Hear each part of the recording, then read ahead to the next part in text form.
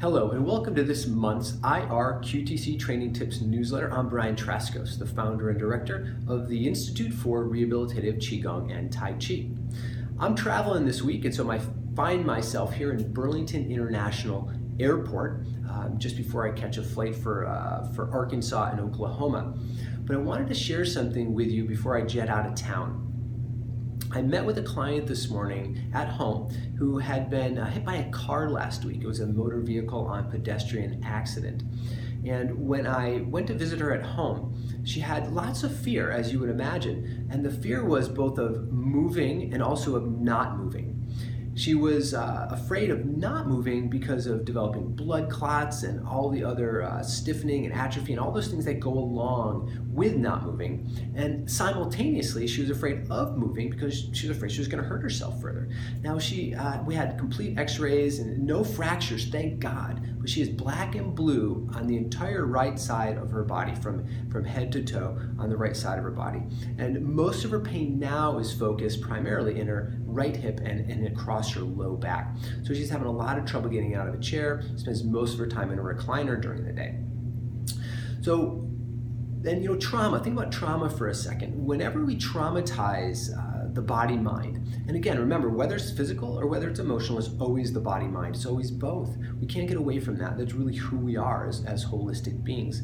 So when we experience trauma, the nervous system does something very interesting. It begins to build fences around the areas of the body that have been traumatized, whether it's the ankle or the elbow or the knee. It really doesn't matter. But the nervous system will build fences and put up more alarms around that area of the body, because the brain really wants to know what's going on in those areas. It wants to be hyper alerted if there's any change in status in those areas that have been injured or traumatized. So we have the nervous system build fences and put up alarms. Now, the other thing that the nervous system does is it becomes sclerotic, actually. It actually hardens and shrinks its available range of motion, available variety of motion. Again, because in the nervous system, our brain's experience wants to keep the body safe. So we have this sclerotic effect, but at the same time, we have this hypersensitivity effect that happens in the body. And that can result in a client saying, I'm afraid to move, and also I'm afraid not to move. I'm not sure what to do. Nothing feels safe. What am I supposed to be doing? So the way we approach this from a really simple rehabilitative Qigong and Tai Chi perspective, when I walked in and met with my client, the very first thing we paid attention to was her alignment. Now, she's spending most of her time in a recliner. So we did alignment as best we could, considering that she's painful and sore and has things like that. So we got in the best alignment we could, and then we focused on breathing. That's the next thing. We focused on really simple guided abdominal breathing, moving the breath all the way into the belly, exhaling as much as we possibly could, and then allowing the breath to flow back in again, feeling the rhythm of the breath flow back and forth. So I did some guided breath work with her. Just asked her to really sense and feel the breath flow in through the nostrils, down through the chest, all the way to the belly, filling the belly, and then naturally exhaling, and to feel that flow of breathing. Now, I guided her through that for about 2 minutes, and after about 2 minutes, something really interesting happened, that she got more relaxed. You could just see her body settle a little bit more. She let out a sigh. She just relaxed, and you could see that guardedness started to kind of drop away. So that created a gateway for us to be able to actually do something different. Now, to give the brain a new perspective on what's going on in her environment. Because when the brain builds fences and builds walls and puts alarms up around a traumatized body area, it also becomes very hyper-focused on that. So our mind, our awareness gets very hyper-focused on the area of injury.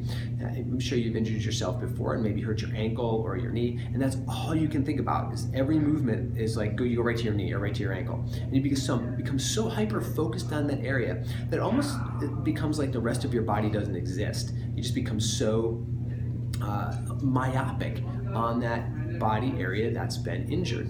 And so what we want to do is give the brain a different experience. So after we relaxed a little bit, just with this simple abdominal breathing, guided breathing. The body relaxed. You could almost see her eyes and her mind open up a little bit, her brain open up a little bit.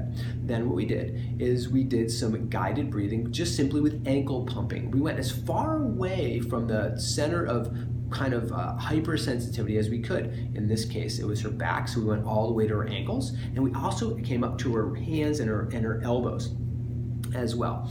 And we just did some very simple in-breath, ankles come up, out breath, ankles go down. In breath, ankles come up, out breath, ankles go down. Nice and slow and smooth. And in her arms, we did in breath and then out breath. Really stretch the hands. In breath, make some gentle fists, out breath, stretch the hands. And what I was guiding her to bring her awareness to, I want her to really to feel the muscular action in the hands and feel the stretch in the hands. And I wanted to feel the muscular action in the ankles and feel the stretching in the ankles. Ask her to bring all of her awareness into the tendons and the ligaments and the joint and the muscles around her ankles and around her elbows and around her hands. And I asked her how that felt, and she said she didn't have any pain doing it. And so what we did at that point in time was we started to give the brain a new perspective. When the brain becomes very myopic and focused on that single point of injury, in this case it was her low back, she almost forgot that the rest of her body existed. But when we started doing this pumping in her hands, and she said, yeah, I can feel the stretch in my hands. I said, how does that feel? She said, good. It feels really good. It feels really good to move my ankles. It feels really good to move my hands and feel this grip strength and the stretch.